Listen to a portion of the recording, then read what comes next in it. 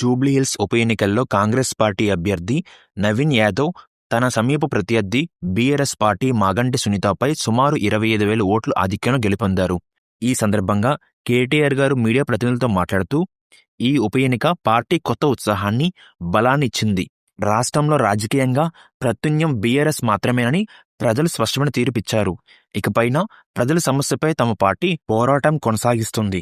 ప్రజల సమస్యలు, 6 గ్యారంటీల అమలు వైఫల్యాన్ని ప్రజల్లోకి తీసుకెళ్లగలిగాము. కుల, మత రాజకీయాలు, అసభ్య పదజాలం ఉపయోగించలేదు. చాలా హుందాగా పోరాటం చేశాము. ప్రజలకు అవసరమైన పాయింట్లు మాత్రమే చర్చకు పెట్టాము. కాంగ్రెస్, బీజేపీ ఎన్ని రకాలుగా కవ్వించి ప్రయత్నం చేసినా సమన్వయం పాటించాము. 10 ఏళ్లు ప్రభుత్వం నడిపిన ఒక్క జవాబుదారీ పార్టీగా బీఆర్ఎస్ జూబ్లీహిల్స్ కు ఏం చేసిందంటే 5,000 కోట్లతో అభివృద్ధి పనులు చేశాము. బీఆర్ఎస్ పార్టీ గెలుపు కోసం కష్టపడ్డ నాయకులు, కార్యకర్తలకు పేరు పేరున ధన్యవాదాలు. బీఆర్ఎస్ పార్టీకి ఓటు వేసిన జూబ్లీహిల్స్ ప్రజలకు హృదయపూర్వక ధన్యవాదాలు తెలియజేసిన బీఆర్ఎస్ వర్కింగ్ ప్రెసిడెంట్ కేటీఆర్ గారు.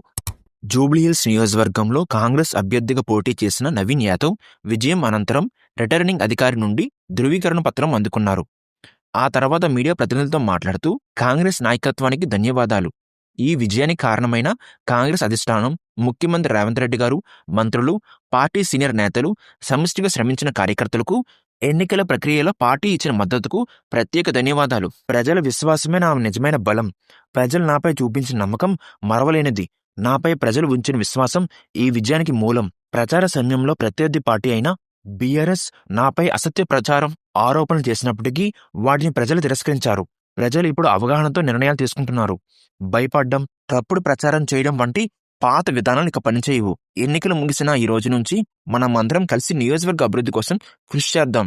జూబ్లీహిల్స్ నియోజకవర్గంలో ఉన్న ప్రతి సమస్యను ముఖ్యమంత్రి గారి దృష్టికి తీసుకెళ్లి వేగంగా పరిష్కరించడానికి కృషి చేస్తాను. నన్ను నమ్మి ఓటు వేసిన ప్రతి ఒక్కరికి హృదయపూర్వక ధన్యవాదాలు. ఇప్పటి నుంచి జూబ్లీహిల్స్ అభివృద్ధికి ప్రాధాన్యం ఇస్తానని నవీన్ యాదవ్ అన్నారు. ఈ ఉప ఎన్నికల్లో కాంగ్రెస్ అభ్యర్థి నవీన్ యాదవ్కు 98,988 ఓట్లు రాగా, భారతీయ రాష్ట్ర సమితి పార్టీ బీఆర్ఎస్ అభ్యర్థి మాగంటి సునీతకు 74,259 ఓట్లు పోలయ్యాయి. బీజేపీ అభ్యర్థి దీపక్ రెడ్డికి 17,061 ఓట్లు వచ్చాయి. జూబ్లీహిల్స్ ఎన్నికల్లో బీఆర్ఎస్ ఓటమి పాలవడంతో జాగృతి పార్టీ అధ్యక్షురాలు కవిత చేసిన ట్వీట్ చర్చనీయాంశమైంది.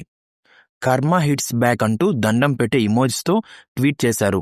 దీంతో కవితకతో ఏమీ కాదు అనే హేళన చేసిన వారికి ఈ ఫలితం చెంపదెబ్బ అని అభిమానులు కామెంట్స్ చేస్తున్నారు. ఇటీవల బీఆర్ఎస్ నుంచి బయటకొచ్చిన కవిత, కేసీఆర్ మినహా మిగతా నేతలపై ఎప్పటికప్పుడు విమర్శలు గుప్పిస్తూనే ఉన్నారు.